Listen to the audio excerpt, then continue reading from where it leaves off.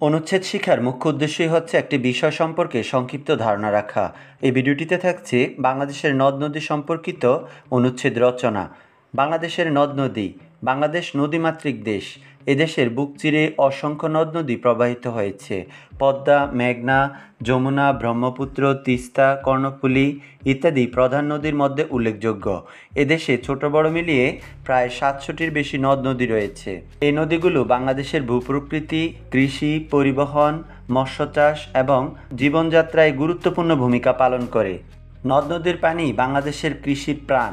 সেচ কাজ, মাটির উর্বরতা বৃদ্ধি ও বন্যা পরবর্তী পলিজমা ফসলের জন্য উপকারী। নদীগুলো আমাদের দেশের জলবাহিত পরিবহন ব্যবস্থার অন্যতম প্রধান মাধ্যম। এছাড়াও নদীর উপরই জেলে সম্প্রদায় তাদের জীবিকা নির্বাহ করে থাকে। নদ নদীর কারণে বাংলাদেশের প্রকৃতি ও পরিবেশও রয়েছে এক অপূর্ব সৌন্দর্য।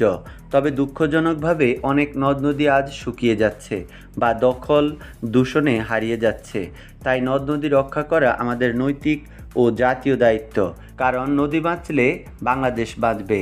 যে কোনো বিষয়ে অনুচ্ছেদ রচনা পেতে অবশ্যই কমেন্ট বক্সে তা লিখে জানাবে। ধন্যবাদ সবাইকে। আল্লাহ হাফেজ।